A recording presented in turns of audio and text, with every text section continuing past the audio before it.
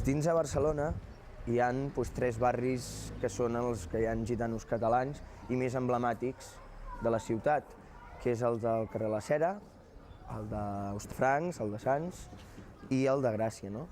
I tota aquesta gent fa, ja et dic, uns 2 segles que estan visquent, o poder més inclús els del carrer La Cera, poder fer una miqueta més dels 2 segles, que estan vivint a Barcelona normalment en convivència entre països i gitanos normal. Bueno, doncs el gitano, com tothom sap, o la majoria ve de la Índia, no?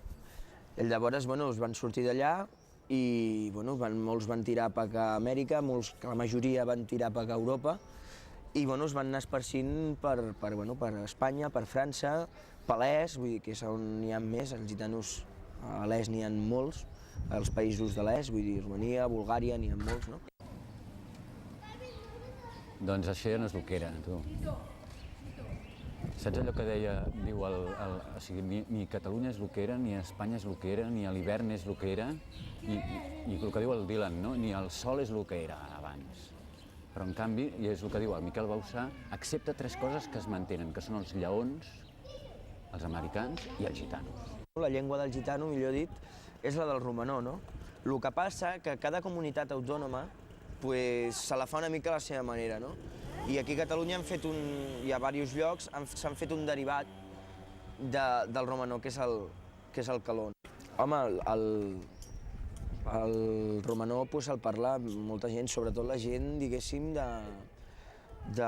l'est, no? Vull dir, aquella gent el parla perfectament, no? Aquí a Barcelona jo conec unes quantes persones que ho parlen molt bé, però clar, no es dona tant, no?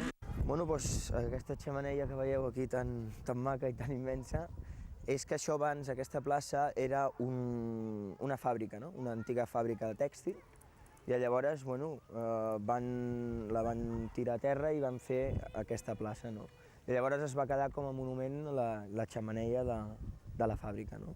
Aquesta és la placa de commemoració de l'homenatge que es va fer el 21 d'agost de 1996 a una persona molt estimada pel barri, pels gitanos de Gràcia, soci d'honor de la Unió Gitana de Gràcia, com era el rumbero Gato Pérez, no?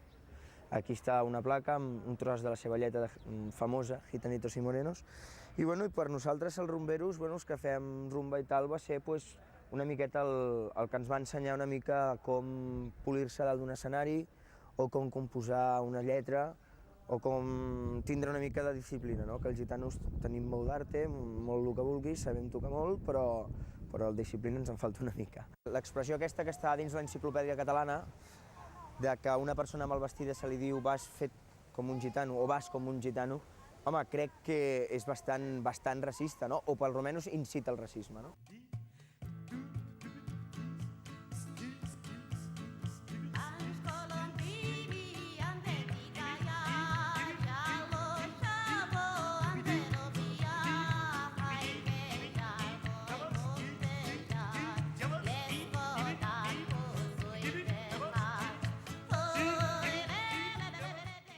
Tot això de patriarques i tot això, que el més gran mana d'un barri, això no existeix. El que passa que quan hi ha un conflicte del que sigui, es reuneixen els gitanos més grans del barri i de respecte, això sí, i intenten sempre arreglar el problema, sempre posar pau, mai buscar més guerra de la que pot haver-hi, no?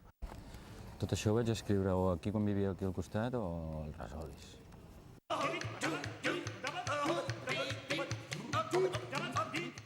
No tenen bandera, ja no tenen oficis característics. Menorca té el gin, el jueu té el llibre. Vosaltres, que ompliu la plaça de la vostra bondat un dia de sol, només teniu una cosa que val per tot i més, i que tot Déu la reconeix. És l'ànima gitana, el to de veu i aquesta bellesa que talla l'alè. Doncs això. Ara ja hi ha un llibre a la plaça del Diamant i un de la plaça Raspall. El Al llibre li he posat una creu a la portada,